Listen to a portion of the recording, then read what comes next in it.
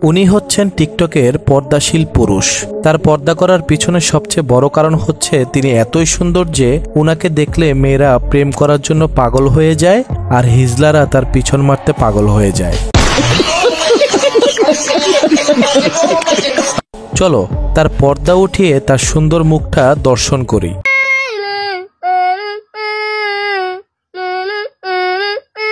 তোর মুখ আমি মুইটা দিমু। আরে এটা তো মাইজ্ঞা, তাকে যে হিজরা দর্শন করবে এটাই তো স্বাভাবিক।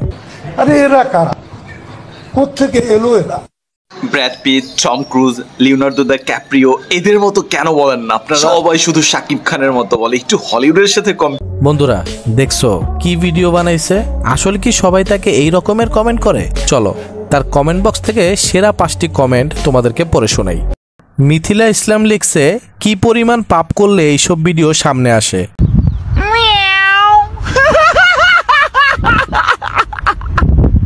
এমডি সালিমুল শেখ তিনি কমেন্ট করছেন, নায়ক শাহুয়া খানের মতো দেখতে।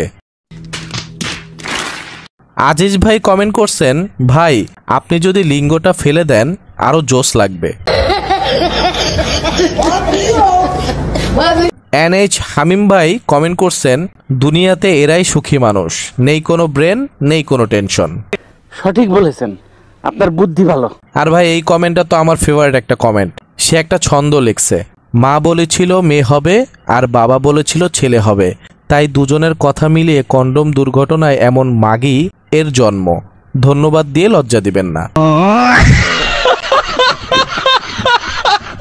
সাগর ভাই কমেন্ট করছে, আপনি হলেন আমাদের বাংলাদেশের চকলেট বয়। কোন ছাগল ভাই তোকে চকলেট বয় কমেন্ট করলো বুঝলাম না, তোর নিচেরটা খাওয়ার জন্য নাকি? সাগর ভাই আমি চকলেট বয় হতে চাই না, সবাই আমাকে খেয়ে ফেলবে, আমি আইসক্রিম বয় হতে চাই।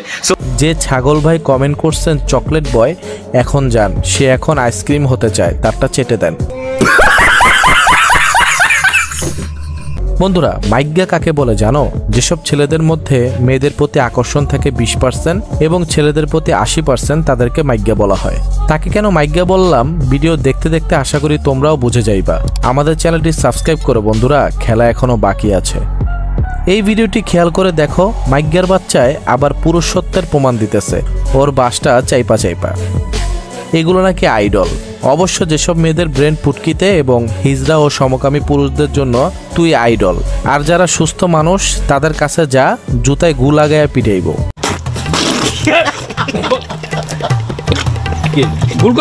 বন্ধুরা এই বালটারে নিয়ে আমার বেশি একটা কথা বলতে ইচ্ছা হচ্ছে না। যতটুকু বলেছি এতটুকু না বইলা যদি ওরে আমি জুতা দিয়া থাবড়াইতে পারতাম আর ওর টুনটুনিতে আমি ইটা ঝুলাইয়া দিতে পারতাম, তাহলে মনে শান্তি পাইতাম। যাই হোক, তোমাদের কাছে ভিডিওটি কেমন লেগেছে অবশ্যই কমেন্ট বক্সে কমেন্ট করে জানাও।